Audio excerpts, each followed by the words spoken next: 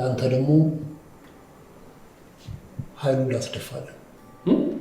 አዲስ የውል ስምምነት እንስማማለን የሚል እምነት አለ እንዴ?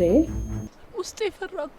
በፍጹም አትፍሪ ልጄ። ቀን ቀን ከአባቱ ጋር ከተማ እናጸዳለን ይላሉ፣ ማታ ማታ እየተማከሩ ሀገር ይበክላሉ። ፈጽሞ እኮ የማላቅቅ ሰው እየሆንክብኝ ነው። ራስን ፈትሽ።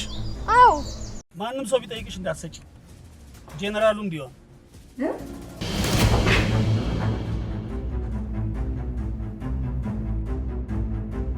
ተቀበል። እንግዲህ የለም ተቀበልን።